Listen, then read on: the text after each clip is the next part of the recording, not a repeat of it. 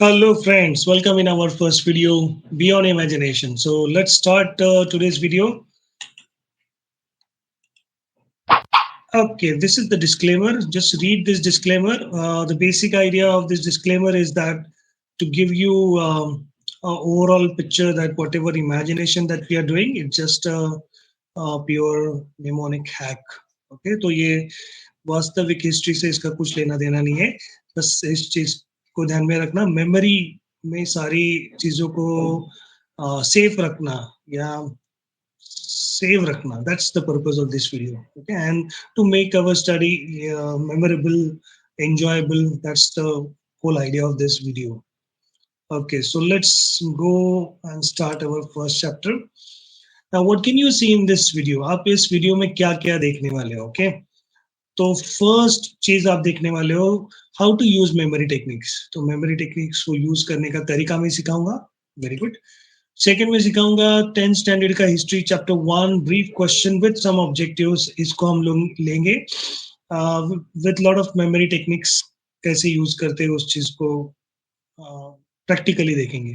Third चीज हम देखेंगे कुछ रिवीजन स्ट्रेटजीज. एंड फोर्थ हम लोग देखेंगे कुछ छोटे छोटे tips. Okay, so without wasting any time, let's go and start our first video. Okay, now how to use memory technique. So अगर आप देखोगे तो व्हाट इज मेमोरी. अगर मेमोरी की अगर हम डेफिनेशन देखेंगे तो मेमोरी का मतलब होता है डे टू डे इवेंट्स जो हमारे हैं उनकी यादें. जो भी मेमोरी हम बनाते हैं, जो भी यादें हम जोड़ते हैं, उन सारी चीजों को हम मेमोरी बोल सकते हैं. तो ये मेमोरी हम सबके पास होती है. In fact nobody is there who has no memory. तो मेमोरी सबके पास होती है, लेकिन पढ़ाई के टाइम क्या हो जाता है कि हम हमारी मेमोरी को यूज नहीं कर पाते. तो कुछ कारण है इसके पीछे. ओके, तो क्या कारण है हम थोड़ा सा उसको देख लेते हैं. तो memory day to day events को अगर हम कंपेयर करें किसी एक क्वेश्चन के साथ, जैसे ये कार्ल मार्क्स का एक क्लास थ्योरी का एक क्वेश्चन है 10th स्टैंडर्ड का चैप्टर 1 में का. तो अगर मुझे ये याद रखना है और मैं कंपेयर करूं कि मैं कल मेरे दोस्त के साथ गया था बाहर, मैंने एक वड़ा पाव खाया, और ये चीज को मैं अगर रिकॉल करना चाहूँ मेमोरी में है क्या नहीं, तो ऑफ कोर्स ये चीज रिकॉल करने में इजी है क्योंकि बिल तो मैंने ही दिया था. तो लेकिन कार्ल मार्क्स वाला जो क्वेश्चन है वो इतनी सरलता से, इतनी आसानी से हमारे ब्रेन में स्टोर नहीं होता है जितना डे टू डे इवेंट्स हो जाते हैं. तो इसके पीछे कुछ रीजंस है. ओके, और उन रीजंस को हमको समझना बहुत जरूरी है और उसी के ऊपर हमको इस वीडियो में काम करना है. तो ये सारे रीजन इसके पीछे है. नंबर 1, अगर हम देखेंगे तो डे टू डे लाइफ के इवेंट्स में कुछ इमोशंस होते हैं. कुछ चीजें कनेक्टेड होती है हमारे रियल लाइफ से, क्योंकि रियल लाइफ का ही पूरा सिनेरियो होता है हमारे पास. मूविंग इमेजेस बहुत होती है. जैसे अब मैं अभी बोल रहा हूँ वड़ा पाव वाला एक सीन रिकॉल करने के लिए, तो ऑफ कोर्स आपने वड़ा पाव लिया, हाथ में खाया, बिल पे किया, तो बहुत सारी चीजें. बिल पे करते वक्त शायद आप बहुत उदास भी हो चुके होंगे. तो ये सारी चीजें उसके साथ जुड़ी है. सिर्फ वो एक कोई लिखे हुए शब्द नहीं है. It's a live memory for you. Okay, तो इसको रिकॉल करना भी इजी है because when ever your friend will come in front of you, automatically वो याद आ जाएगा कि अरे हमने कल वड़ा पाव खाया था. और वो रिकॉलिंग करने के लिए इतना डिफिकल्ट नहीं होता है. एंड लास्ट, हम विजुअलाइजेशन तो बहुत उसका इजीली कर पाते हैं.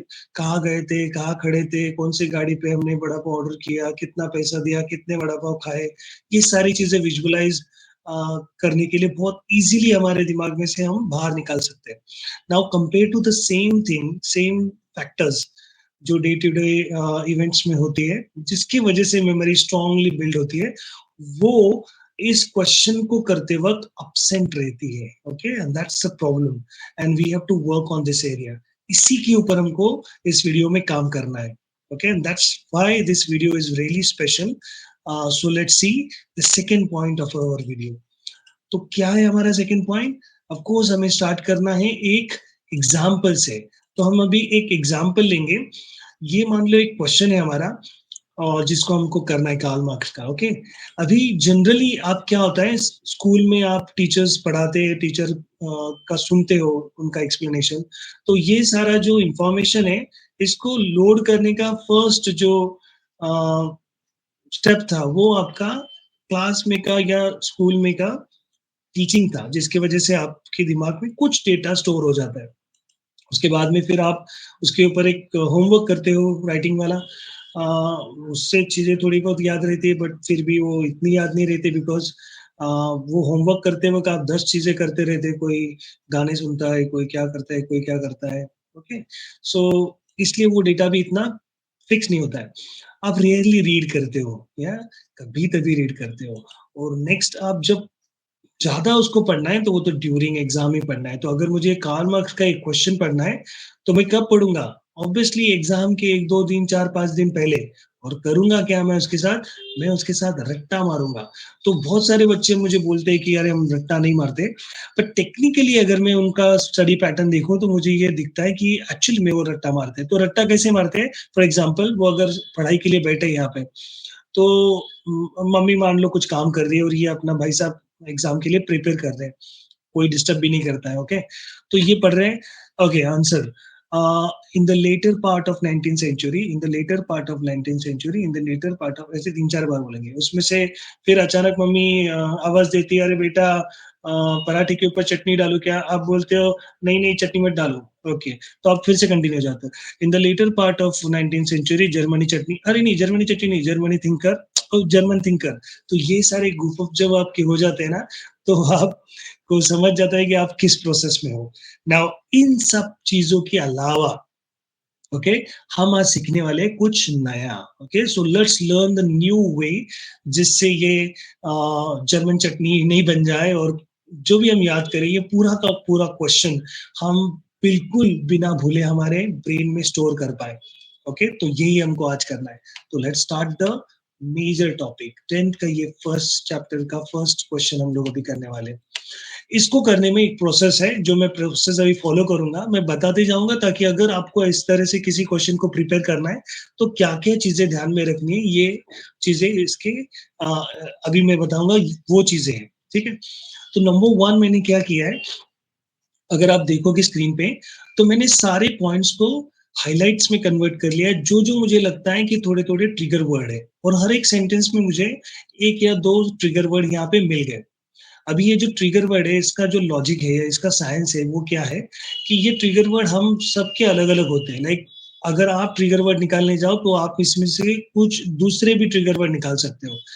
तो बेसिकली ये डिपेंड करता है कि आप कौन से ट्रिगर वर्ड के साथ क्या काम कर रहे हो। तो इतना वो कॉम्प्लिकेटेड नहीं है, आप कुछ भी जो आपको लगता है कि वो वर्ड्स आपको उस सेंटेंस को याद रिकॉल करने में हेल्प करने वाले, उन वर्ड्स को आपको एज़ अ ट्रिगर वर्ड निकालना है। Okay, so step 1 done. Step 2, step 2 में क्या करना है हमको? तो मान लो मैंने उन ट्रिगर वर्ड्स को निकाला, इस तरह से अरेंज किया, अभी आपको अरेंज करना है क्या? बिल्कुल नहीं, अगर आप नहीं चाहते तो मत करो, सिर्फ हाइलाइट निकाल के रखो। ये मैंने आपको सिर्फ दिखाने के लिए किया है। तो अभी मैंने क्या किया है, वो सारे शब्द वर्ड्स को मैंने एलिमिनेट कर दिया है, निकाल दिया है, और सिर्फ पॉइंट्स को रखा है। तो अभी आपका क्वेश्चन कुछ इस तरह से दिख रहा है यहाँ पे। अब मैंने इसको इस बॉक्स में क्यों रखा है, इसका एक रीज़न है, वो अभी थोड़ी देर में आपको बताता हूँ। तो पहले तो अभी इस टेक्निक को चालू करने के लिए हम लोग अभी प्रैक्टिकल में आते हैं, ठीक है? तो अभी हम एक सिनेरियो इमेजिन करने वाले हैं।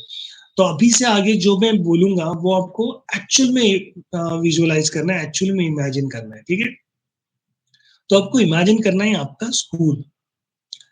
तो आपके स्कूल में कुछ सेक्शंस है, कुछ पार्ट है या कुछ प्लेसेस है, उन प्लेसेस को आपको आपके मेमोरी में या आपके दिमाग के सामने लेके आना है। सो फर्स्ट प्लेस कौन सा है? हमारा स्कूल का गेट। ओके, तो हमने क्या किया, एक अभी क्विक मेमोरी वॉक करेंगे। तो फर्स्ट हम लोग जाएंगे हमारे स्कूल के गेट के पास। ओके, अभी स्कूल के गेट को पूरी तरीके से देख लो, अच्छी तरीके से, एक एक चीज वहां पे कोई खड़ा है या कोई कैसा गेट दिखता है, जैसा भी दिखता है, छोटा बड़ा, डज नॉट मैटर। ओके, उस गेट को सामने लेके आना है। गेट में से आप चले गए अंदर, और उसके बाद में आपने देखना है आपके प्रिंसिपल का ऑफिस।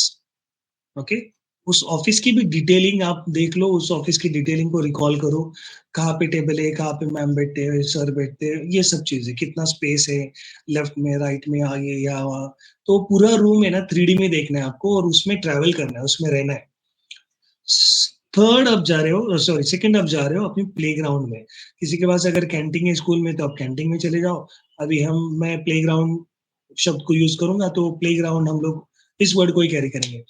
तो अब प्लेग्राउंड में अगर स्कूल के बाजू में है तो वेल एंड गुड, अदरवाइज किधर भी है जहाँ पे आप खेल रहे हो स्कूल में, उस प्लेग्राउंड के अंदर आपको की चीजें थोड़ी सी देखनी है। तो अगर कुछ वहां पे झूला है या कोई और चीज है तो उस एरिया को आपको दिमाग में लाना है। डन। और लास्ट चीज हमको हमारे क्लासरूम को दिमाग में लाना है। तो क्लासरूम कैसे दिखता है, बेंचेस, टेबल, वॉल पे क्या है, कोई अगर स्मार्ट टीवी है वो कहाँ है, सारी चीजें। ठीक है, जैसे आप इंटर करते हो तो उस सीक्वेंस में देखना है जैसे आप इंटर करके जाते हो। ओके। और याद रखना ये जो वॉक है, ये जहां से चालू होगा वहां से आप जो पहली चीज देखोगे, उसके बाद में नेचुरल तरीके से जहां पे जाते हो क्लास में, उसको आपको उस सीक्वेंस को भी देखना है कि यहाँ हम लोग पहले दरवाजे में गए, फिर बेंच के पास गए, फिर टेबल के पास गए, इस तरह से। ओके। नाउ अभी मैजिक देखो। ये जो क्वेश्चन, ये जो अभी आपको एक टेबल दिख रहा है, इसी तरीके का एक टेबल हमने पीछे भी देखा था पिछले वाले स्लाइड में। कैसा था वो? ये तो कुछ ऐसा ही दिख रहा था। ओह ये, तो इसका मतलब क्या है, स्कूल गेट पे जितना भी इंफॉर्मेशन है हमें जो दिख रहा है, ये वाला जो सारा क्वेश्चन का इंफॉर्मेशन है जो इस फाइल में हमारे पास है फिलहाल, हमको ट्रांसफर करना है इस वाले इमेज में। ओके। और यही तो हमारा काम है आज का, कि हम क्या करने वाले हैं, स्कूल के ये पूरे सेक्शंस जो है, स्कूल गेट हुआ, प्रिंसिपल ऑफिस हुआ, ग्राउंड हुआ और क्लासरूम है, इन सारे जगहों पे हम ये पॉइंट्स को स्टोर करने का प्रयास करने वाले, कोशिश करने वाले। ओके। तो उसको कैसे करते हैं, बहुत सिंपल तरीके से हम लोग देखेंगे। तो लेट्स स्टार्ट द इमेजिनेशन। तो फर्स्ट हमको कहा जाना है हमारे स्कूल के गेट के पास। ओके। और ये हमारे पॉइंट्स है। तो ऊपर जो लिखा है मैंने वो उसका एक पूरा ब्रीफ है, मतलब पूरा होल सेंटेंस है। और जो नीचे हमने लिखे 19th सेंचुरी जर्मन, ये सारे उसके हाइलाइट्स है। इतना तो आपको समझ में आ रहा है, ठीक है। ना अभी गेट पे क्या करना है, तो जो भी मैं अभी बोलूंगा अभी से आगे, आपको उसको विजुअलाइज करना है। स्क्रीन पे आप सिर्फ उसका एक इमेज देखोगे, बट मेजर काम जो है वो आपको आपके दिमाग में करना है, उसको नहीं भूलना है, ठीक है। और वो जितना अच्छा होगा, जितना स्ट्रांग तगड़ा होगा, उतना आपका काम इजी हो जाएगा। तो बार बार अपने स्कूल के गेट के इमेज को ही सामने लाना है जब भी मैं कुछ बोलूंगा। स्क्रीन पे कितना भी कोई ग्लोरीफाई अच्छा पिक्चर दिख रहा है तो उसको सिर्फ एक ऐसे टूल की तरह यूज करना है, लेकिन रखना कहाँ पे, स्क्रीन पे नहीं। हमको रखना है हमारे ब्रेन की जो विजुअलाइजेशन चल रहा है हमारा, उस इमेज में हमको उसको प्लेस करना है। कैसे प्लेस करना है, तो जैसे ही आपको प्लेस करने की इच्छा हो वैसे मैं आपको आइडिया देते रहूंगा, हिंट देते रहूंगा कैसे प्लेस करना है। Okay, let's start the process now. Okay, so पहले ना आपके गेट के ऊपर एक शख्स खड़ा है ऐसा देखना है आपको। इन शख्स के कोट के ऊपर एक शब्द, एक नंबर लिखा है, दैट इज 19 नंबर। थोड़ा सा बड़ा नंबर देखना है आपको, ठीक है। और वो 19 नंबर के कोट वाला जो आदमी है वो यहाँ पे खड़ा है, आपको मार्क्स देने आए। ओके, आपके स्कूल में आपको मार्क्स देने हैं। उसका नाम क्या है, कार्ल मार्क्स। ओके। सो अभी इनके पास कुछ प्रॉप है जो वो गेट के ऊपर रखने वाले। नंबर 1 एक प्रॉप है, वो है उनका एक टी शर्ट। उन्होंने उस टी शर्ट को निकाला और एक अपने गेट के ऊपर रख दिया, हैंग कर दिया, आप कैसे भी देखो उसको। तो इमेजिन करना है कि कोई हैंगर है और इसके ऊपर वो टी शर्ट हैंग किया हुआ है। ये टी शर्ट है किसका, ये टी शर्ट है ना एक फेमस जर्मनी फुटबॉल प्लेयर का है, जो कि कार्ल मार्क्स लेके आए आपको देने के लिए। तो जर्मन थिंकर है कार्ल मार्क्स, इसीलिए इन्होंने जर्मन का ये टी शर्ट आपके लिए गिफ्ट में लाया है और गेट पे लगाया है। दूसरी चीज हो गई। थर्ड, इन्होंने एक ग्लास भी रखा है, बहुत बड़ा सा ग्लास, आपके स्कूल गेट के ऊपर ही रखा है। तो आप सोच रहे हो अरे ये ग्लास तो गिर जाएगा ऊपर से, तो उस चिंता में आप हो कि वो ग्लास गिरे ना। अब ये ग्लास का मतलब क्या है, क्लास थ्योरी। ओके, ग्लास का मतलब क्या है, class theory. Okay, now next object. और एक लास्ट में एक बुक आप देख रहे हो, अभी उनके हाथ में तो बुक देख ही रहे हो आप, बट आप एक बुक है ना गेट पे लटक रही है कैलेंडर जैसी, ऐसे भी देखना है। ओके। तो ये बुक के ऊपर लिखा है दास कैपिटल। अभी दास को कैसा याद रखोगे, तो आप ऐसा सोचो कि आपको ये जो बुक है इसमें सारे फॉर्मूले लिखे हैं कि कैसे किसी को कोई दास बनाता है। ओके, इसीलिए उसमें दास कैपिटल का नाम उन्होंने लिखा है। ये कार्ल मार्क्स की अपनी बुक है जो उन्होंने लिखी है। ठीक है, पॉइंट्स हो गए। अभी क्विकली रिकॉल कर लो, आंखें बंद कर लो, चलेगा कि गेट पे आप खड़े हो, वहां पे एक शख्स खड़ा है, उसके कोट के ऊपर 19 लिखा है। उसने एक टी शर्ट गेट के ऊपर लगाया है जिसके ऊपर जर्मन थिंकर लिखा है। एक ग्लास स्कूल गेट के ऊपर हैंग हो गया है या फ्लोट कर रहा है या किस, और वो गिरेगा ऐसा आपको लग रहा है। और वो ग्लास का मतलब क्या है? Class theory. वो एक थेरी है बेसिकली। और एक बुक जो कैलेंडर जैसी लटक रही है, उसको हिलते वक्त देखना है आपने। और वो है एक फॉर्मूला बुक, दास कैसे बनाते हैं लोगों को, दास कैपिटल, या लोग दास कैसे बन जाते हैं उसकी इंफॉर्मेशन उसमें है। ठीक है, इतने सारे पॉइंट जोड़ लिए। ओके, तो लेट्स डू इट। अभी हम उसको करते हैं, इसको गायब करते हैं, इसको भी गायब करते हैं। हमारे पास पॉइंट्स तो है अभी यहाँ पे। फर्स्ट पॉइंट क्या है हमारा? ये 19 दिख रहा है, तो इसका फुल फॉर्म क्या है? तो हमेशा क्या करो, जो भी आपने पॉइंट्स रखे आपके दिमाग में, उसका फुल फॉर्म क्या है, ये क्वेश्चन खुद को पूछो। तो आंसर में फर्स्ट पॉइंट क्या है? In the letter part of, okay, in the letter part of 19th century, यह हमारा फर्स्ट पॉइंट है।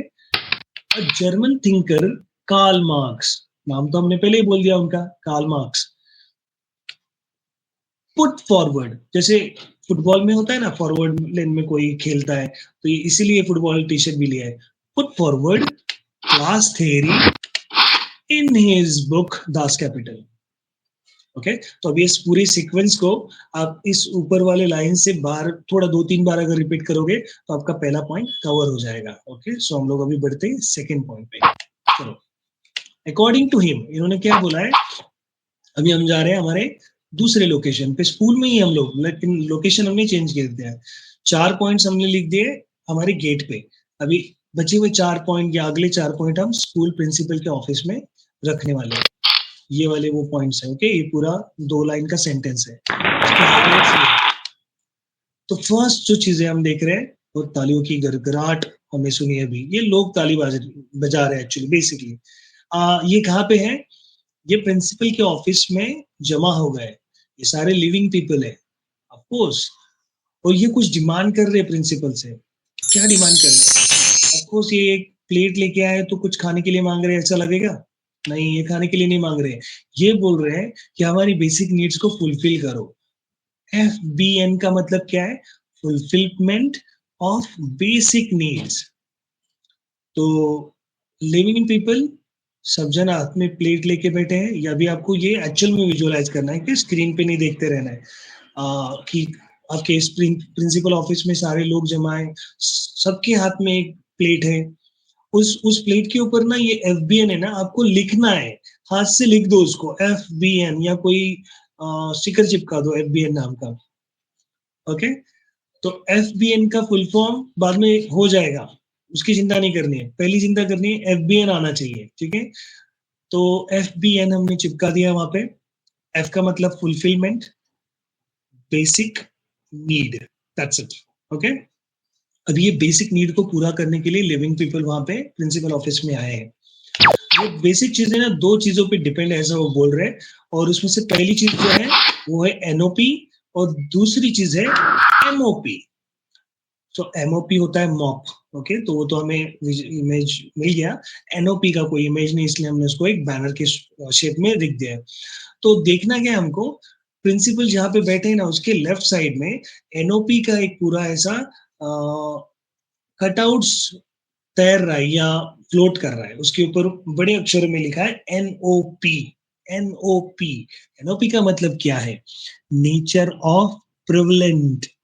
ओके, ये फुल फॉर्म बाद में आपको रिकॉल हो जाएगा, रिवाइज करोगे 1-2 बार तो फुल फॉर्म की चिंता नहीं करनी है। मेजर चिंता करनी है कि वो NOP हमारे सीन में दिखना चाहिए, बहुत अच्छे तरीके से दिखना चाहिए। ओके, तो उसको थोड़ा सा बड़ा करो, फॉन्ट बड़े करो, उसको हिलते वक्त देखो। ओके, प्रिंसिपल ऐसे देख रहे हैं उसके पास, ये क्या मेरे सर के ऊपर हिल रहा है, ऐसा देखना है। तो ऐसे कुछ भी हैक जोड़ दो, उसको फिक्स करना है आपको, दैट्स इट। और राइट साइड में एक मॉप लटक रहा है, प्रिंसिपल को बार बार लग रहा है। ओके, तो वो उससे भी इरिटेट हो रही है। तो एक तो एनओपी से इरिटेट हो रही है और एक मॉप से इरिटेट हो रही है। ओके, तो मॉप का फुल फॉर्म क्या है हमारा? Means of production, MOP, means of production. और इस मॉप का जो नाम है वो हमने नाम यहाँ पे लिखा है ओनरशिप। तो इस मॉप की ओनरशिप जिसके पास होगी वो इस चीज को का मालिक होगा, ऐसा हम बोल रहे हैं। ओके, तो मॉप का नाम क्या है? ओनरशिप। और मॉप का अपने आप में मतलब क्या है? Means of production. काम खत्म। इतनी चीज अगर अगर आपने ठीक से विजुअलाइज कर लिए तो आपका काम फिनिश हो गया है। तो अभी क्विकली थोड़ा सा रिकॉल कर लेंगे। हम लोग प्रिंसिपल ऑफिस में हैं, बहुत सारे लोग जमा हैं, वो सारे लिविंग पीपल है। ओके, उनके सबके हाथ में प्लेट है, उसके ऊपर स्टिकर लिखा है FBN। FBN का मतलब है फुलफिलमेंट ऑफ बेसिक नीड। इसको आप बार बार रिवाइज करके याद कर सकते हो। और फिर प्रिंसिपल के लेफ्ट साइड में एक बैनर ऐसा कटआउट ऐसा हिल रहा है जिसको ऊपर बड़े शब्द में लिखा है, अक्षर में लिखा है NOP, नेचर ऑफ प्रिविलेंट। और बाजू में एक मॉप जो टीचर प्रिंसिपल को बार बार इरिटेट कर रहा है, वो मॉप का मतलब है मीन्स ऑफ प्रोडक्शन। और ये किसका है? इस मॉप का नाम क्या है? तो ओनरशिप। ओके, सो रिवाइज भी हो गया है। हमने जो पॉइंट्स अभी विजुअलाइज किए उसको भी हमने थोड़ा सा रीचेक कर लिया, हर जगह पे हर चीज है कि नहीं ठीक से ध्यान में देख लिए, तो अपना बेसिक काम पूरा हो गया। ओके, तो अभी हम इसका फुल फॉर्म देखेंगे। सो फर्स्ट क्या है हमारा? Living people. लिविंग पीपल का मतलब क्या है हमारे इमेज में पूरे? तो history is not about abstract ideas but living people. Karl Marx जो है, ये इनका एक क्वेश्चन है ना, तो ये क्या बोल रहे हैं कि लिविंग पीपल है हिस्ट्री का मतलब, एब्स्ट्रैक्ट आइडियाज मतलब हिस्ट्री नहीं है। Okay, so history is not about abstract ideas but living people. और नेक्स्ट क्या है? The fulfilment of basic needs of people. Fulfilment करना है ना लोगों की, बेसिक नीड्स का फुलफिलमेंट कैसे होता है? इट डिपेंड्स ऑन, ये जो आर कैसे लिखा है ना, दिया है ना हमने ये वाला, इसका मतलब है डिपेंड्स ऑन। ये तो आपकी विजुअलाइजेशन में नहीं है, बट आप सोच लेना कि ये जो भी बेसिक नीड्स है, प्लेट्स जो उनकी है, वो ऊपर वाले दो बैनर के ऊपर डिपेंड है। ओके, तो पहला बैनर क्या था हमारा? एनओपी, नेचर ऑफ, याद करो, या प्रिविलेंट। तो बेसिक नीड्स जो है पीपल की, ये depend on nature of prevalent. और बाद में हमने क्या बोला? मॉप। तो nature of prevalent means of production and ownership.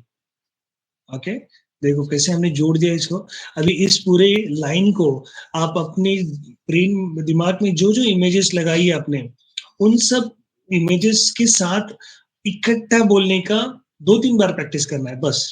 एक बार अगर आप इस सेंटेंस को पूरा कैच कर पाओ उस सारे इमेजेस के साथ, तो आपका काम हो गया। ठीक है, ओके, चलो नेक्स्ट हम लोग जाते हैं यहाँ पे प्लेग्राउंड में। प्लेग्राउंड में कौन सा क्वेश्चन हमें, कौन सा पॉइंट लिखना है? Point number 2। उसके जो शॉर्ट पॉइंट्स हमने यहाँ पे लिखे। तो अभी फर्स्ट इमेज जो प्लेग्राउंड में हमें देखना है। ओके ग्रेट, बहुत अच्छी जंप मार रहे चूहे। ये चूहे का नाम क्या? ओके ग्रेट, बहुत ताली बजा ली। अभी शांत हो जाओ। ये है हमारे रैट जिसका नाम है स्ट्रैटा। ओके, और ये स्ट्रैटा एक बर्गर को देख रहे हैं। तो अभी आपको क्या करना है? आपके प्लेग्राउंड में बहुत बड़ा सा रैट देखना है, उसके दांत भी जैसे दिख रहे हैं ना इस इमेज में, उसकी तरह आपको इमेजिन करना है। अब ये जो स्ट्रैटा है, मतलब इसका नाम है स्ट्रैटा, इसके सामने एक बर्गर लगा है, वो खा नहीं सकता है लेकिन। ओके, क्यों नहीं खा सकता है? क्योंकि उसके ऊपर ये सिर्फ एक शब्द लिखा है, ईट, लेकिन टी साइलेंट है, तो वो खा नहीं सकता है। तो वो सोच रहा है कि ई और ए का मतलब क्या है? तो ई और ए का मतलब क्या है? Equal access. रैट को क्या चाहिए? इस बर्गर का इक्वल एक्सेस चाहिए। तो वो तो मिल नहीं रहा है उसको, इसलिए वो परेशान भी है। ओके, तो ये जैसे तैसे वो देख रहा है, तो उसको एक चीज की चिंता भी है वहां पे कि अरे एक मॉप भी है वहां पे जो कि इस बर्गर को झाड़ सकता है, मतलब निकाल दे सकता है इस जगह से, तो बहुत तकलीफ हो जाएगी ना, उसका खाना निकल जाएगा यहाँ से। तो वो मॉप को लेके भी चिंतित है, बहुत थोड़ा परेशान है। तो अभी इस सब चीजों को रखोगे कहाँ पे, एक बड़ा सा चूहा है जिसके लेफ्ट में या राइट में, कोई भी आप साइड देखो, स्क्रीन वाला साइड की कोई जरूरत नहीं है। तो लेफ्ट में अगर आपने बर्गर को देखा है तो राइट में आपको मॉप को देखना है। ओके, ग्रेट, जगह पे हमने डाल दिया सबको।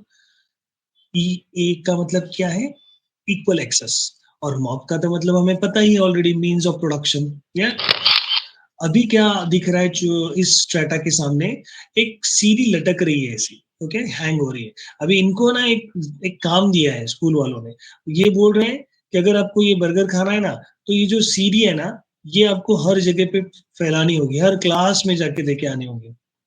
ओके, तो क्लास में सीढ़ी बांटनी है। सीढ़ी का मतलब क्या है, हमारे यहाँ पे सीढ़ी का मतलब क्या है, cause division, causes the division. Okay, C का मतलब है कॉजेस और डी का मतलब है डिवीजन। ओके, और ये कॉजेस ऑफ डिवीजन इनको कहाँ पे देना है, सोसाइटी के सारे क्लासेस में जाके देना है। जितनी भी सोसाइटीज है आजू बाजू में, हर सोसाइटी की क्लास में जाके देना है उनको। ओके, बहुत बड़ा काम है। और इसका रिजल्ट जब आएगा उसके ऊपर डिपेंड करेगा कि इनको बर्गर मिलने वाला है कि नहीं। ठीक है, तो अभी ये कि इन्होंने क्या किया, ये लेके गए, हर जगह जा रहे हैं, और बाद में उनके पास रिजल्ट आता है, और वहां पे प्लेग्राउंड में उनको रिजल्ट भी मिल गया। तो रिजल्ट क्या है उनका, ओ माय गॉड, रिजल्ट ऐसा आया कि वो खुश हो गए या दुखी, पता नहीं, बट उनकी ग्रेड आई है CS। CS क्या होता है, ये कौन सी ग्रेड है, तो ये ग्रेड का नाम है क्लास स्ट्रगल। तो ऐसा ग्रेड मिला हमको कि he is struggling in the class, so he is not going to get the burger. Oh my god. तो अभी देखो इन सारे इमेजेस को और इसके पीछे के स्टोरीज के सारे वर्ड्स को हमने जो जो मीनिंग दिया है, तो उसको हम लोग थोड़ा रिवाइज कर लेंगे। फर्स्ट हमने देखा है रैट, उसका मतलब है स्ट्रैटा।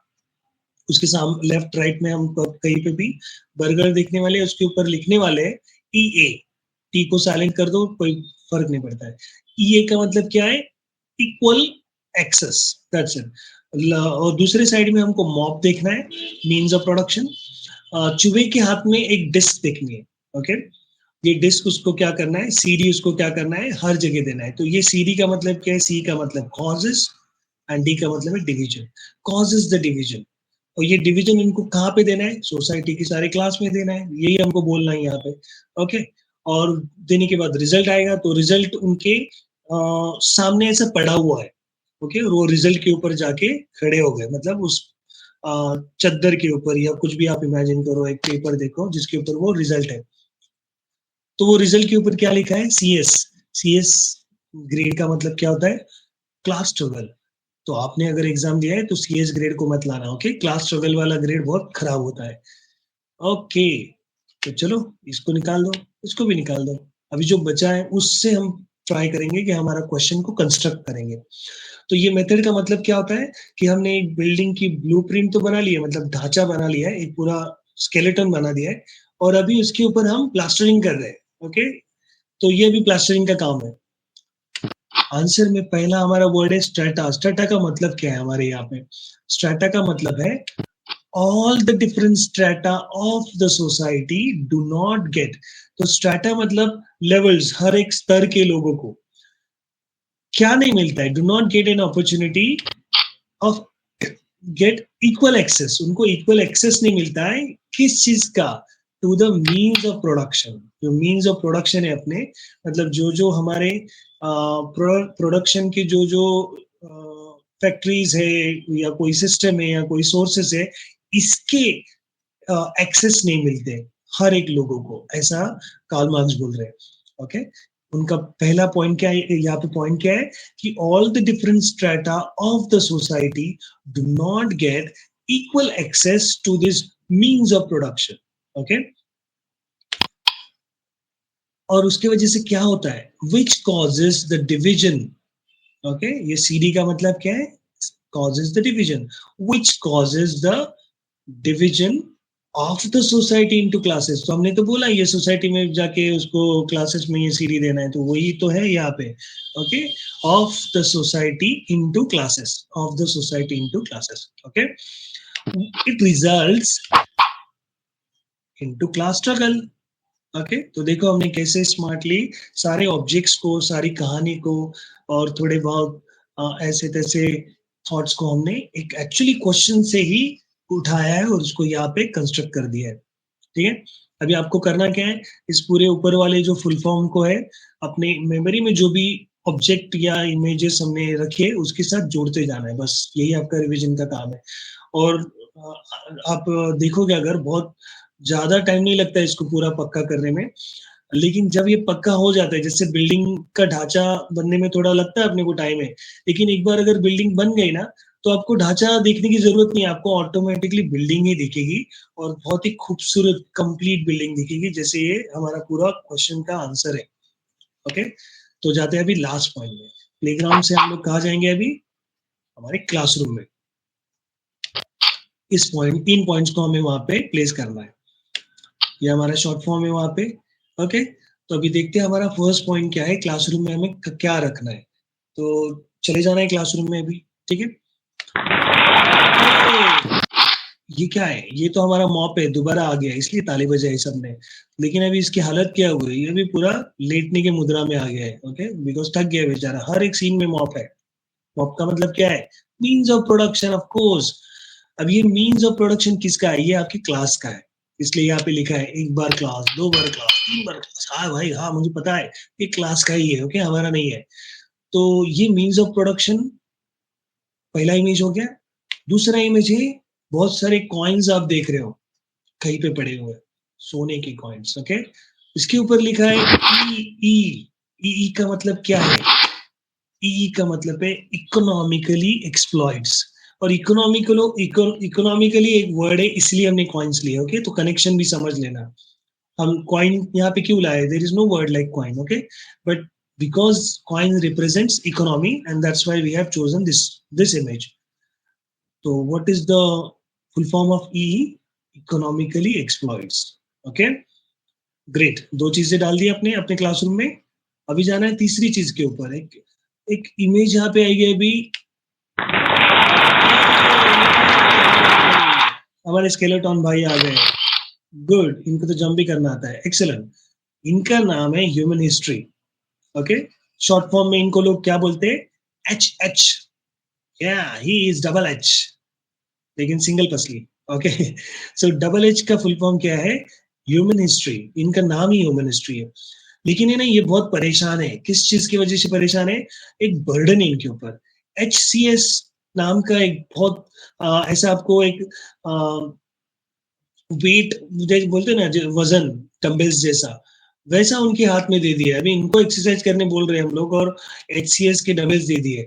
कितने डंबल्स है लेकिन इनके हाथ में, 1 2 3 4, ओके, इतने डंबल्स दे दिए आपने। तो अभी देखना है आप, आपके स्केलेटॉन को क्लास में देखना है, और उसके लेफ्ट में राइट में पैर के ऊपर दोनों जगह पे डंबल्स है और वो एक्सरसाइज कर रहा है। क्या कर रहा है, HCS नाम के ये डंबल्स को उठा रहा है। HCS का मतलब क्या है, हिस्ट्री ऑफ क्लास स्ट्रगल।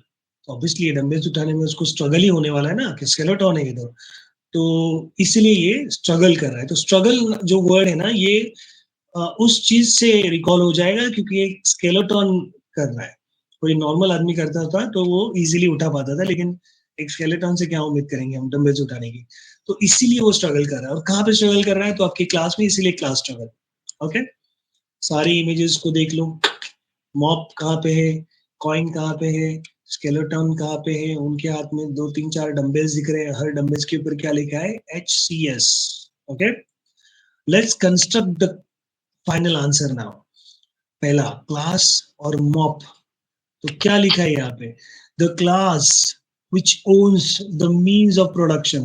जिस भी क्लास के पास, ओके, कार्ल मार्क्स क्या बोल रही है यहाँ पे, कि जो भी क्लास होगा, जो भी वर्ग होगा या ग्रुप ऑफ पीपल होगा, जिनके पास भी मीन्स ऑफ प्रोडक्शन का ओनरशिप है, ओके, जो वो उसको ओन करते हैं, वो लोग क्या करेंगे, एक्सप्लॉइट करेंगे लोगों को इकोनॉमिकली। यही तो होता है ना, अमीर लोग गरीब लोगों को एक्सप्लॉइट करते हैं। क्यों, क्योंकि उनके उनके उनके पास मीन्स ऑफ प्रोडक्शन होते हैं, उनकी खुद की कंपनियां होती है, वो मालिक होते हैं हर जगह पे। तो ये कार्ल मार्क्स ने तभी भाप लिया था कि ये बेसिक स्ट्रगल का रीजन है कि कुछ क्लास के हाथ में they owns means of production and they economically exploit rest of the classes। ये सारे क्लास कि लोगों को एक्सप्लॉइट करते हैं। ओके, तो ये तो बहुत बढ़िया उन्होंने एक स्टेटमेंट लिखा है और जो ट्रू भी है। तो अब ये ह्यूमन हिस्ट्री क्या बोल रहे हैं, तो अकॉर्डिंग टू हिम ये बोल रहे हैं कि human history okay is nothing but the history of class struggle. Okay, तो अब ये लाइन में अभी यहाँ पे इस तरह से है, ह्यूमन हिस्ट्री मतलब हमारे एच डबल एच, इनका नाम डबल एच है ना, तो डबल एच नाम पहले लिखना है। Human history according to him is the history of class struggle, HCS, history of class struggle. Okay, very good, तीन ही इमेज है, ज्यादा नहीं है, तीन ही पॉइंट है ना, और इन सब पॉइंट्स को हमको फुल फॉर्म सिर्फ देते रहना है, ई क्या है, HCS क्या है, ये हमारा स्टडी है, नथिंग एल्स। और अभी पूरा मीनिंग जो है क्वेश्चन का तो हमको तो पता चल गया कि कार्ल मार्क्स ने दास कैपिटल में क्या लिखा है कि कैसे कुछ क्लास के लोग, उनके हाथ में जो मीन्स ऑफ प्रोडक्शन है या ओनरशिप है उस चीज की, इसके बेस पे लोगों को एक्सप्लॉइट करते, बहुत बड़े ग्रुप को या बहुत बड़े क्लास को वो एक्सप्लॉइट करते हैं। और ह्यूमन हिस्ट्री जो है ये कोई एब्स्ट्रैक्ट आइडिया नहीं है, ये इस क्लास स्ट्रगल का ही एक पूरा ब्यौरा है, पूरा वर्णन है। Okay, so that is how he is actually giving definition to history also through his book called Das Capital. Okay, the question is done, my friends. ये सारे उस क्वेश्चन के छोटे छोटे पॉइंट्स हैं। तो अभी आपने क्या करना है, ओके, क्वेश्चन नंबर 1 चीज आपको क्या करनी है, फर्स्ट आपको क्या करना है, ओके, ये अभी ऑब्जेक्टिव का क्वेश्चन है, हम लोग इसको अभी नहीं करेंगे, हम उसको थोड़ा बाद में करेंगे। तो फर्स्ट मैं अभी आपको एक चीज बोलूंगा कि जो भी इमेजेस आपके पास है ये वाली, इन सारी इमेजेस को आपको आपके ब्रेन में बहुत अच्छी तरीके से देखना है, कोई भी चीज वहां से छूटनी नहीं चाहिए। जैसे प्लेग्राउंड में हो तो प्लेग्राउंड में सारी चीजें जो रैट के आजू बाजू में वो देखनी है, गेट पे हो तो कार्ल मार्क्स के ने जो जो चीजें रखी है वो देखनी है, अगर आप लिविंग पीपल प्रिंसिपल ऑफिस में हो तो वो चीजें वहां पे देखनी है, क्लासरूम में हो तो मॉप है, कॉइन्स है, स्केलेटन है, ये भी देखना है। तो सारी चीजों को आपको बार बार थोड़ा सा चेक करना है कि वो वहां से हिलने ना पाए। और एक बार वो प्लेस हो गई तो आपको करना क्या है, पूरा फुल फॉर्म वाला जो क्वेश्चन है उसको सामने रखना है और 2-3 बार उसको पढ़ना है जोड़ जोड़ के, दैट्स इट। थोड़ा भी आपने जोड़ दिया, जैसे स्ट्रेटा है, ओके, स्ट्रेटा मतलब हमारा रैट, तो स्ट्रेटा का मतलब क्या है, तो ऑल द डिफरेंट स्ट्रेटा, जैसे अभी ये मैं फुल फॉर्म दे रहा हूँ, all the different strata of the society, ये उसका फुल फॉर्म है। ओके, तो इस तरह से आपको उसका फुल फॉर्म रिकॉल करना है। एक दो बार रिकॉल करोगे आप तो आपको ऑटोमेटिकली आ जाएगा वो।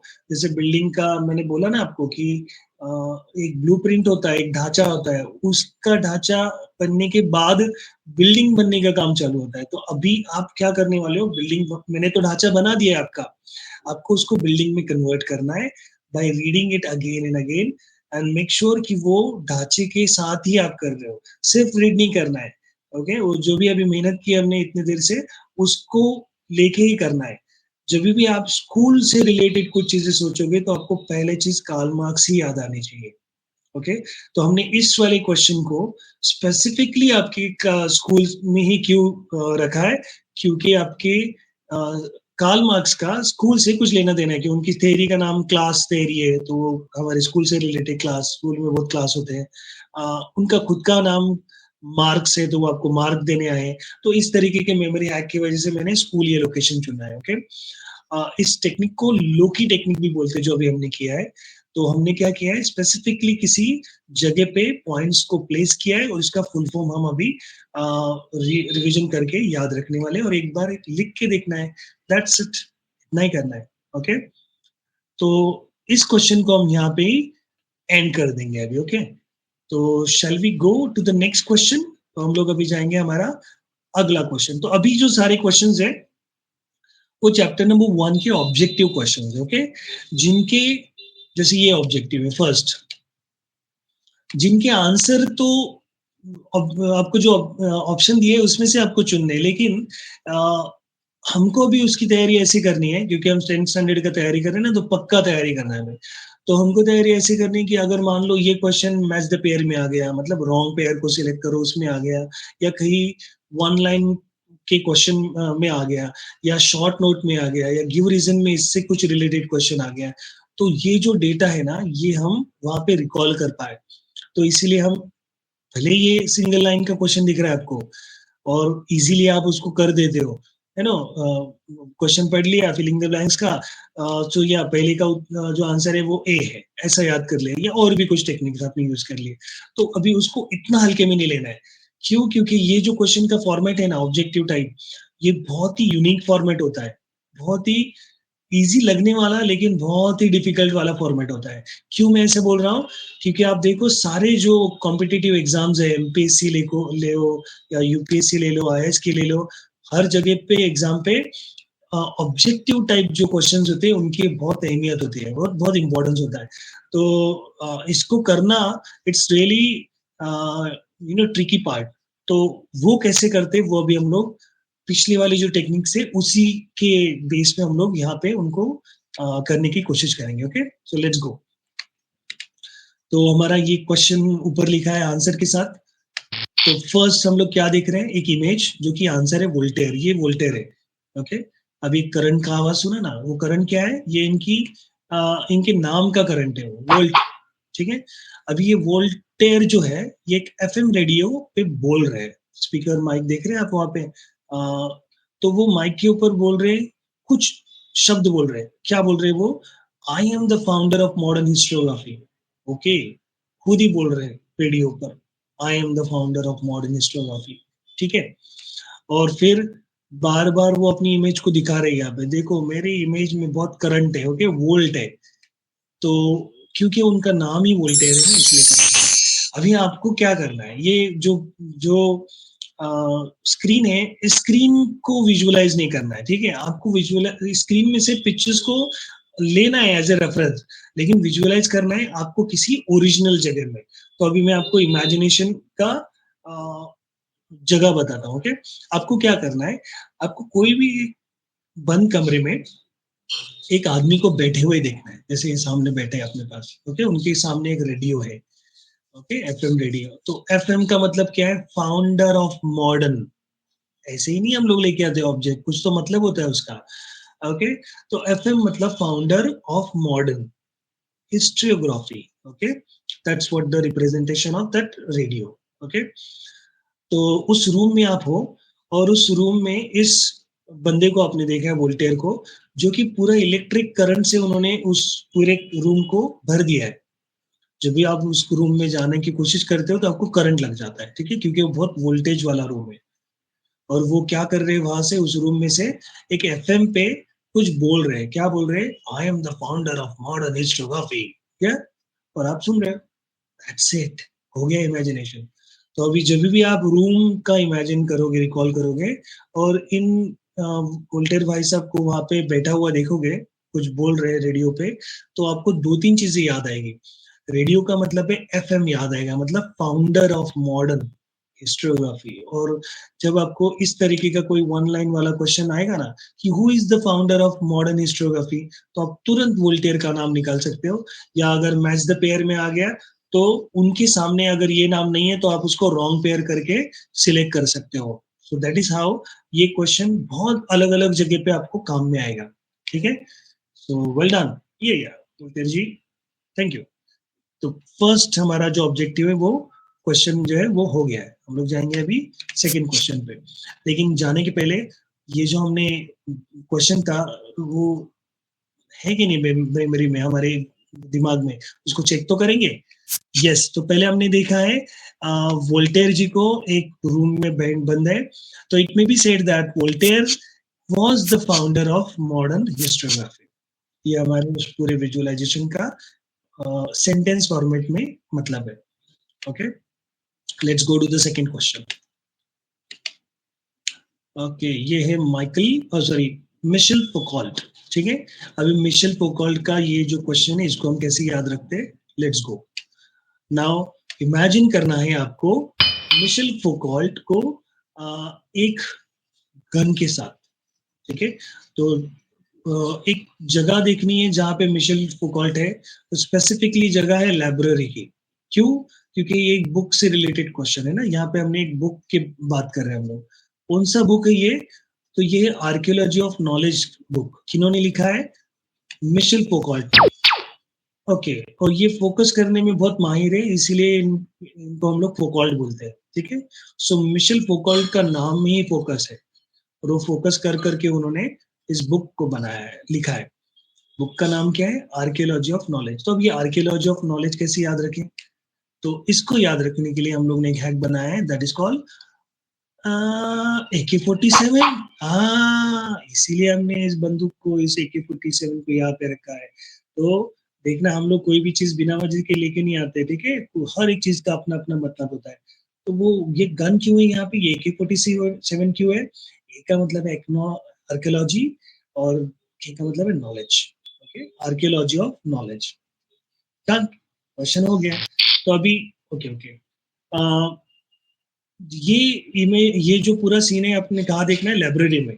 तो कैसे देखा आपने? मैंने फिर से अगर रिकॉल करूँ तो एक आदमी वहां पे है जो कि AK-47 लेके है, और जो कि बुक लेकर है, ठीक है। या बुक को प्रोटेक्ट कर रहा है, कुछ भी देखो, और उसका खुद का बुक है वो, उसका नाम है archaeology of knowledge. Okay, let's connect the entire question. Michel Foucault, who wrote the book entitled Archaeology of Knowledge. Very simple. Okay, let's move.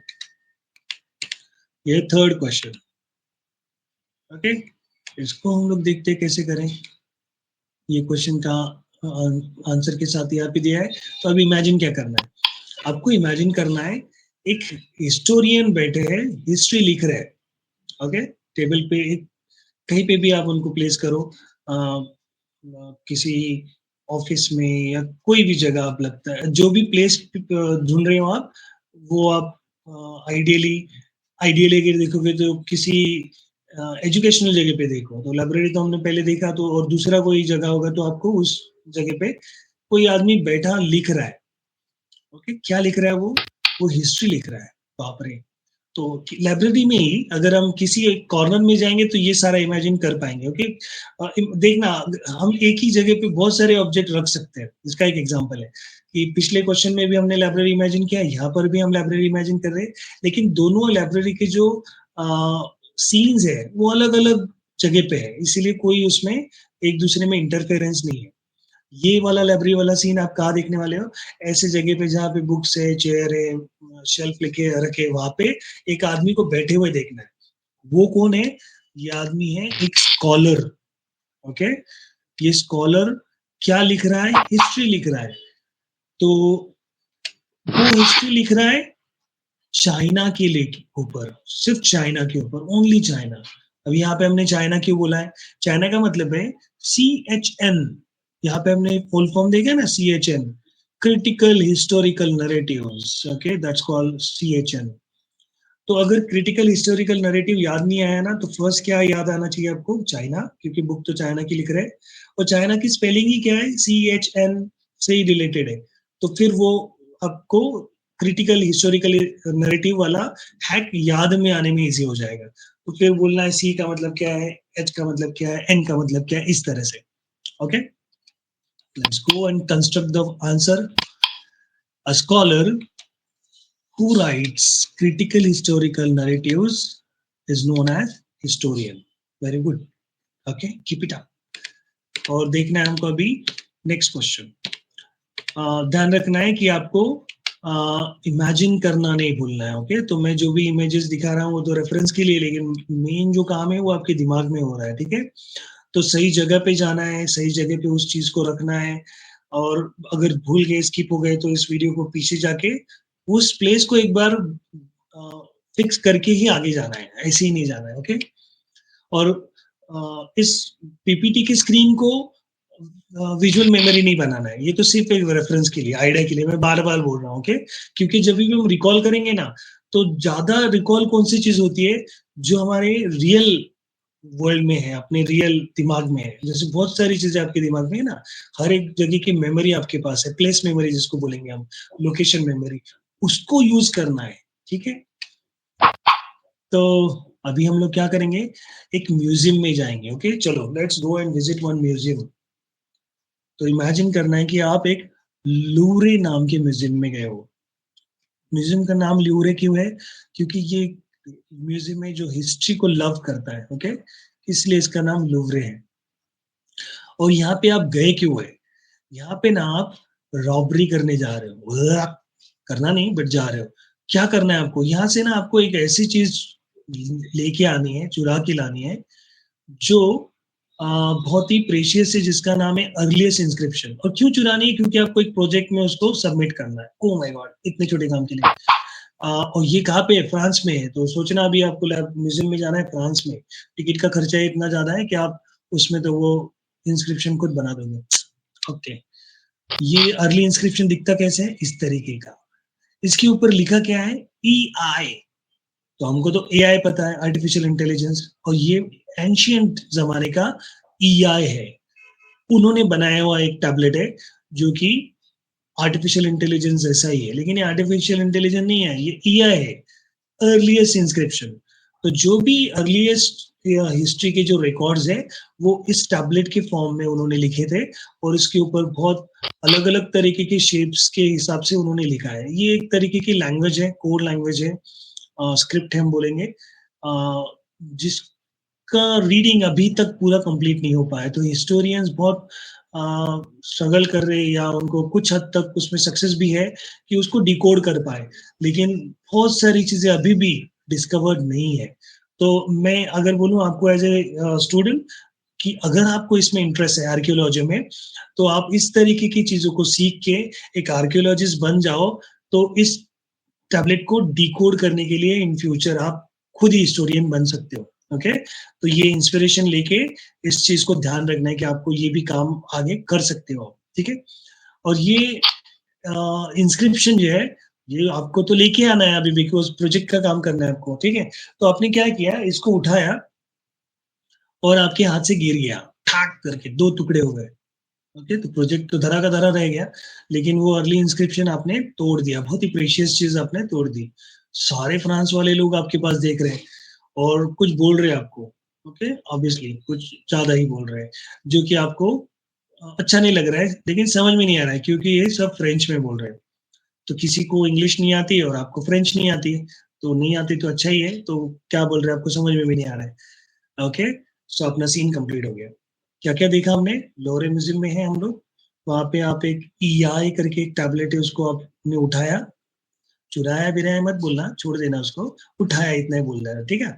और उसको अपने लेके जाने के लिए आप निकले, लेकिन आपके हाथ से गिर गया और वो टूट गया, तो E अलग हो गया, I अलग हो गया।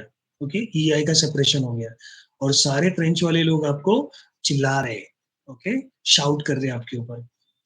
तो अभी इस क्वेश्चन का आंसर एक्चुअली फ्रांस है।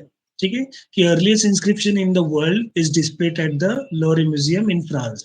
तो ये जो इंस्क्रिप्शन है, ये किस म्यूजियम में है? तो ये फ्रांस वाले लोवरे म्यूजियम में है। ओके, ओके, तो सारी इमेजेस को जोड़ के ये लाइन हमने याद रख ली।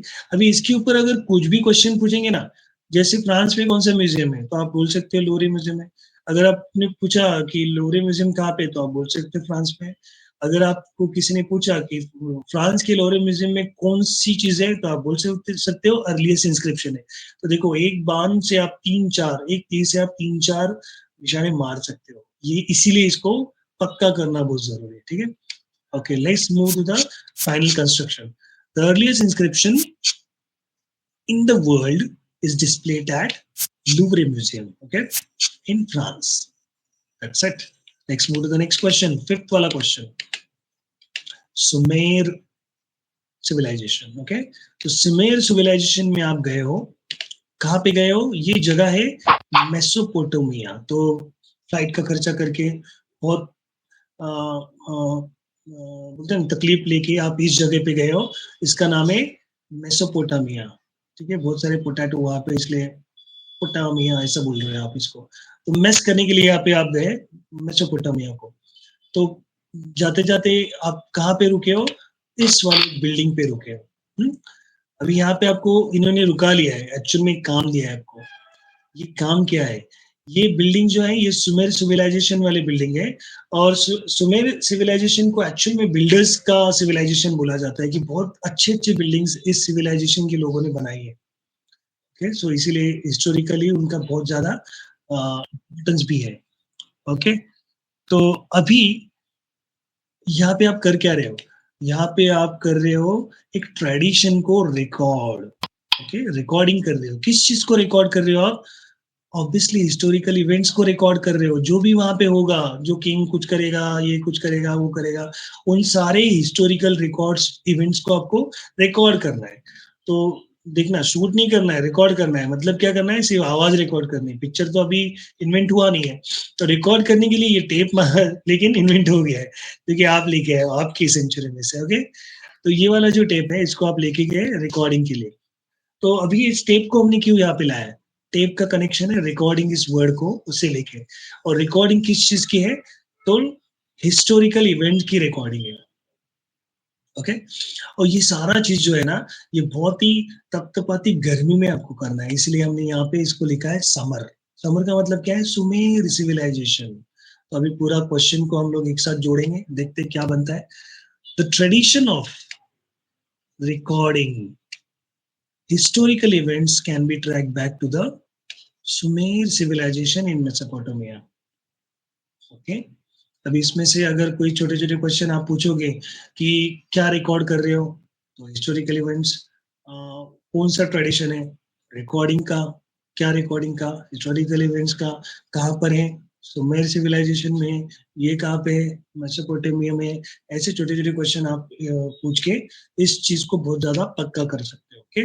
पढ़ाई का मतलब है ना, रट्टा मारना नहीं होता है, क्वेश्चंस को क्रिएट करके उसके आंसर देना होता है। कौन क्वेश्चन क्रिएट करेगा? ऑब्वियसली आप करोगे यार, मैं थोड़ी करने वाला हूँ। आप करोगे क्वेश्चन खुद को, और आप आंसर दोगे। अगर आप, if you are able to answer your questions, it means आपका पढ़ाई हो गया या अच्छा हो रहा है, okay. Let's move to the sixth question. Okay, now this, ये क्वेश्चन में आपको क्या करना है? एक बिल्डिंग को इमेजिन करना है, या एक बंगला जैसा है, उसके इमेजिन करना है आपको। इसके टॉप पे आप जाके खड़े हो। आपको इस बिल्डिंग के टॉप में क्यों भेजा है? तो किसी भी बिल्डिंग के टॉप में आप जाके खड़े हो जाओ, ओके। लाइव बिल्डिंग चाहिए मुझे, ये वाली इमेज वाली नहीं मिलेगी, चलेगा। लाइव बिल्डिंग, आपकी खुद की बिल्डिंग रहेगी सोसाइटी की, वहां पे भी चलेगा। उस बिल्डिंग के ऊपर आप खड़े हो, और वहां पे आपको एक काम दिया है, एनालिसिस करने का। क्या काम दिया है? एनालिसिस करने का। तो आप एनालिसिस कर रहे हो, तो वो किस बेस पे कर रहे हो? तो बिल्डिंग के नीचे है ना, आपको सारे क्रॉस मार्क्स लिखे हैं, अपोजिट्स वाले जो मार्क्स होते हैं ना, आपने ऐसे रेड कलर के क्रॉस, वो सारे बिल्डिंग के नीचे फैले पड़े हैं, उसके बेस पे। तो अपोजिट्स वाले मार्क्स सारे बेस पे हैं, और एनालिसिस आप टॉप से कर रहे हो, ओके। और टॉप से आप है ना, बहुत फिल्मी होके ना डायलॉग मार रहे हो, ओके। एक एक डायलॉग मार रहे हो, सो डायलेक्टिक्स कर रहे हो, ओके। नाउ अभी इस पूरी चीज को जोड़ो। द मेथड ऑफ एनालिसिस, जो कि आप टॉप से कर रहे हो, the method of analysis which is based on opposites, okay. तो ऐसी मेथड एनालिसिस की जो बेस्ड है अपोजिट्स के ऊपर, उस चीज को बोलते हैं, is known as dialectics, okay. तो डायलेक्टिक्स का मतलब क्या है?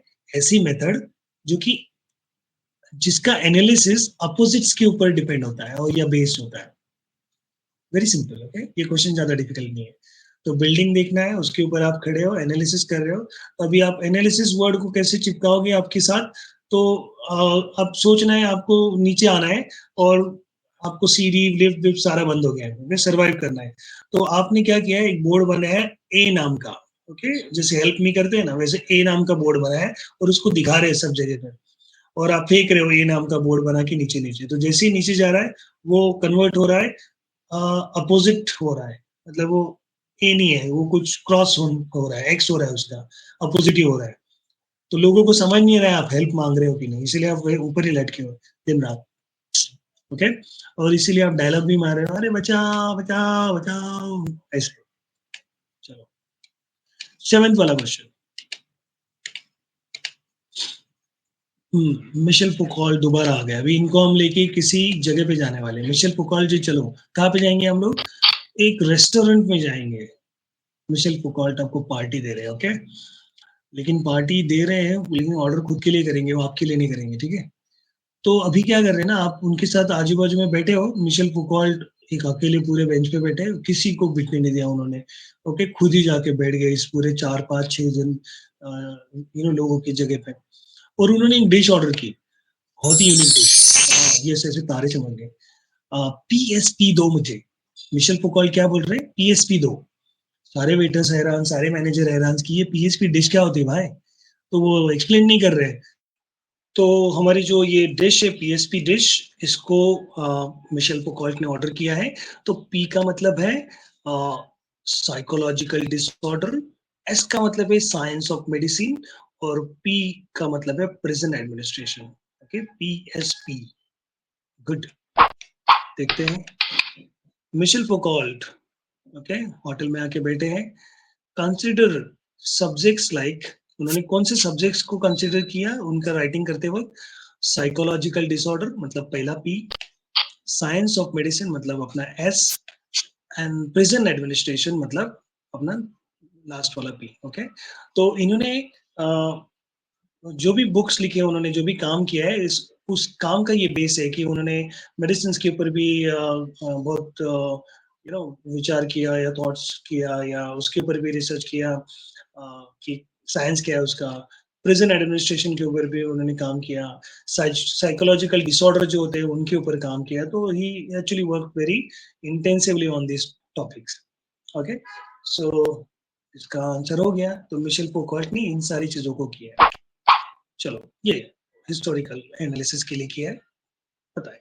ठीक है, चलो 8 नंबर वाला क्वेश्चन। ओके, अभी देखते हैं ये स्कूल कौन सी है। NL school, NLS, NLS school. Okay, अभी इमेजिन क्या करना है कि आपको इस एनएलएस स्कूल में एडमिशन लेना है, क्योंकि आपको ये स्कूल में सीखना है। अच्छा एजुकेशन आपको लेना है इसीलिए।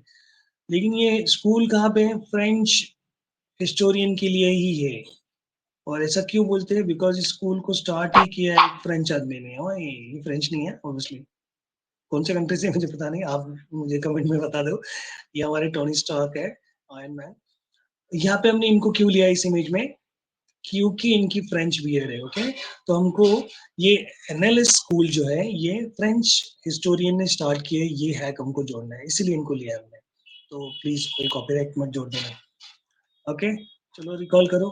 NLS school started by French historian. Yes, started by Tony Stark मत बोलना, नहीं तो मार्क्स गलत हो जाएगा। ओके, 9th वाला क्वेश्चन।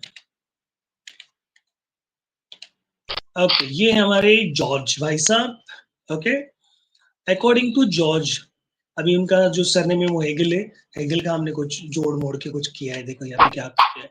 तो ये ना ही जेल, ये अपने बालों को जेल लगाते हैं। यस, क्योंकि इनको इनके बाल बहुत प्यारे हैं, तो he always apply gel to his hair. Good, इसलिए अच्छे दिख रहे हैं इतने। तो ये ना नौकरी मांगने जा रहे हैं। तो आपको अभी इमेजिन क्या करना है। एक बंद जगह पे, एक ऑफिस की जगह पे एक आदमी एक डेस्क के ऊपर बहुत सारा जेल बालों पे लगा के नौकरी मांगने के लिए आए। और वहां पे आप क्या कर रहे हो? You are there as a HR. HR मतलब जो नौकरी देता है ना जनरली। तो उस एचआर के रूप में आपको अपने आप को देखना है। और आपको नौकरी मांगने कौन आया है? साक्षात जॉर्ज हेगल। ओके, तो लेकिन वो आए कैसे? बहुत सारा जेल लगा के आए और वो नौकरी मांग रहे हैं आपको। तो आप क्या करोगे? आप एज एचआर, जो कि हिस्टोरिकल रियलिटीज है, एचआर का मतलब क्या है? Historical realities. तो ये नौकरी मांगने को जब आते हैं ना, तो ये सीवी नहीं देते आपको, मतलब रिज्यूम नहीं देते। ये आपको देते हैं एक लैम्प। तो लैम्प जनरली एलएमपी बोलते हैं ना हम लोग। तो इसमें से एलएम मतलब लैम्प, एल का मतलब है लॉजिकल, एम का मतलब है मैनर। चलो सब चीज को जोड़ दो अभी। फर्स्ट आंसर क्या है? According to George Hegel, historical realities, जो एचआर है, जो historical realities should be presented in a logical manner. तो ये क्या बोल रहे हैं कि जो भी हिस्टोरिकल रियलिटीज आपको लिखनी है, रखनी है, उसको एक लॉजिकल मैनर में रखना चाहिए। ऐसे ही मतलब अंधाधुंध नहीं लिखना चाहिए, उसमें भी कुछ लॉजिक होना चाहिए। ठीक है, मान लो अगर कोई मेरी हिस्ट्री लिख रहा है और मैं वो मुझे बोलेगा कि मैंने 500 सॉरी 10,000 टन का कोई चीज उठाया, लॉजिकली ये पॉसिबल नहीं है ना। तो ये बोल रहे हैं कि हिस्ट्री लिखते वक्त लॉजिक को भी सामने रखना बहुत जरूरी है, ड्रामेटाइज नहीं करना है हर चीज को। ओके ग्रेट, लास्ट वाला क्वेश्चन। Okay ready? तो अभी ये रेने डिस्कार्टे का क्वेश्चन है हमारा। ये भाई साहब हमारे रेने डिस्कार्टे, इनका नाम रेने है। ओके, और इनके नाम में ये डिस्कार्ट है। डिस्कार्ट का मतलब क्या है? कार्ट। अरे इसको लाल क्यों किया हमने? क्योंकि ये कार्ट है यहाँ पे। Good good. ये कार्ट को लेके ये कर क्या रहे? इस कार्ट को ये जब भी लेके जाते हैं तो ये कुछ लेके आते हैं उसमें, दैट इज कॉल्ड ट्रुथ। सिर्फ ट्रुथ को लेके आते हैं, लेकिन वो किस बेस पे कैसे लेके आते हैं? तो वो बेस पे लेके आते हैं ढूंढ के, बहुत ज्यादा डाउट रख के उसको एग्जामाइन करते हैं। वो डाउट को पूरा सॉल्व होने के बाद ही उस ट्रुथ को जमा करके कार्ट में लेके आते हैं। ओके, अभी आपको इमेजिन क्या करना है? किसी एक दुकान में आपको जाना है जहाँ पे आपने ट्रॉली आपने कभी यूज की होगी इस तरीके की, लेकिन अभी आप खुद को नहीं देख रहे हो, वहां पे आप रेनी को देख रहे हो। रेनी क्या कर रहे हैं? अपनी ट्रॉली लेके जा रहे हैं अंदर, कुछ भी नहीं उठा रहे, ना ना किसी चिप्स के पैकेट को, ना कोई सामान, कुछ नहीं उठा रहे। सिर्फ है ना, जहां जहां पे वो ट्रुथ नाम का वर्ड लिखा है ना, उसको ले रहे, पढ़ रहे, अरे हाँ इसके ऊपर ट्रुथ लिखा है, तो वो कार्ट में डाल रहे। ठीक है, और उनको डाउट अगर लगा अगर कि यार ये ट्रुथ की स्पेलिंग गलत है, ये ट्रुथ लिखा है, तो वो छोड़ दे रहे हैं। ओके, डाउट को वो जब तक सॉल्व नहीं हो रहा है तब तक वो ट्रुथ को एक्सेप्ट नहीं कर रहे। Like that he is collecting all the truth from your shop. ठीक है, सो अभी देखो क्या क्या हमने यहाँ लिखा है यहाँ पे आंसर में। अकॉर्डिंग टू रेने डिस्कार्टे, ये जो रेने डिस्कार्टे हिस्टोरियन है हमारे अपने, इनके हिसाब से ये फिलोसोफर क्या बोल रहे हैं? One should never accept anything as the truth till all the doubts are solve. तो ऑब्वियसली ये तो बहुत सही बात बोली उन्होंने कि कुछ भी चीज उसको ट्रुथ करके एक्सेप्ट करने से पहले अगर कुछ डाउट है तो उसको सॉल्व करना जरूरी है। ब्लाइंडली किसी भी चीज को फॉलो नहीं करना चाहिए, ब्लाइंडली किसी भी चीज को एक्सेप्ट नहीं करना चाहिए। तो ये वाला जो एक गुण होता है हर व्यक्ति में होना चाहिए, हर शख्स में होना चाहिए, ये वो बोल रहे हैं। ओके, तो one should never accept anything as the truth till all the doubts are solved. Okay, so very good thought. Thank you Renee ji. Okay, तो अभी हमारा पूरा वीडियो लगभग खत्म होने आ रहा है। तो सेकंड चीज जो मैंने आपको प्रॉमिस की है कि मैं कुछ रिवीजन के स्ट्रेटेजीज आपको बताऊंगा। ठीक है, तो फर्स्ट चीज, सारी चीज को आपको रिकॉल करना है जो जो हमने विजुअलाइज किए। तो just recall all the short points which you have visualize. तो जैसे मैं स्कूल बोल रहा हूँ तो गेट पे क्या था, क्लासरूम में क्या था, प्लेग्राउंड में क्या था, प्रिंसिपल ऑफिस में क्या था। वोल्टेयर बोल रहा हूँ तो उस रूम में कौन बैठा है। रेने डिस्कार्टे बोल रहा हूँ तो वो शॉप में वो कार्ट लेके क्या कर रहे हैं। तो इस सारी चीज को आपको सिर्फ उस पॉइंट्स को, शॉर्ट पॉइंट्स को ही रिकॉल करना है या विजुअलाइज करना है। सेकेंड चीज आप क्या करने वाले हो? You are going to ask some questions. किसको क्वेश्चन पूछने वाले हो आप? अपने आप को, कि ये जो शॉर्ट पॉइंट्स मेरे दिमाग में है इसका एक्चुअल में मतलब क्या है, ये स्टोरी में कर क्या रहे, what are they doing in my story. That's what you are going to ask to yourself. Okay, revision की बहुत ही इंपॉर्टेंट स्ट्रेटेजी है। जैसे मैंने बोला आपको कि कोई बिल्डिंग का अगर स्ट्रक्चर बन जाता है तो उसको अगर कंप्लीट करना है प्लास्टरिंग, तो हमको बार बार उसको उसके ऊपर अप्लाई करना होता है कुछ चीजों को। तो ये चीज होती है क्वेश्चन एंड आंसर वाली। ठीक है, थर्ड चीज, read the whole answer by decoding our short points. जो भी शॉर्ट पॉइंट्स आपके दिमाग में है उन शॉर्ट पॉइंट्स को आपको पूरे होल आंसर के साथ में डिकोड करना है। मान लो स्ट्रेटा नाम का जो रैट है वो आपके प्लेग्राउंड में तो उधर है, लेकिन आपको ये पता ही नहीं कि स्ट्रेटा का मतलब क्या है, तो वो उधर उसका पर्पस पूरा नहीं होगा। तो आपको क्या करना है? स्ट्रेटा को मतलब देना है, उसका मीनिंग देना है आपको। ठीक है, नेक्स्ट आपको क्या करना है? जो भी आप कर रहे हो उसको लिख के देखना है एक या दो बार। ठीक है, और फिर लास्ट में आपको इस चीज को, इस प्रोसेस को बार बार रिपीट करना है दूसरे क्वेश्चंस के लिए। वेरी सिंपल, ये है हमारी स्मार्ट रिवीजन टेक्निक। ओके, तो अभी हम क्या करेंगे, कुछ यूजफुल टिप्स लेके यहाँ से चले जाएंगे।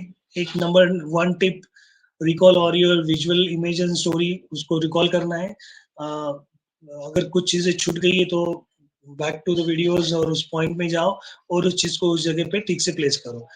तो keep all the words and images well in your story, हिलने नहीं देना है वहां से, उसको स्टैचू करके रखना है। और next write full answer once और ट्वाइस, जो फुल आंसर है उसको 1 या 2 बार लिख लो, दैट्स इट। ये बहुत सिंपल टिप्स है जो आपको मैंने दी है। ओके, अगर आपको वीडियो अच्छा लगा होगा तो डेफिनेटली लाइक करना, सब्सक्राइब करना और शेयर करना अपने दोस्तों के साथ। तो नेक्स्ट टाइम हम लोग आएंगे मे बी सेम चैप्टर में से कुछ और डिस्क्रिप्टिव क्वेश्चन लेंगे और कुछ और ऑब्जेक्टिव्स लेंगे। Okay, till then good bye.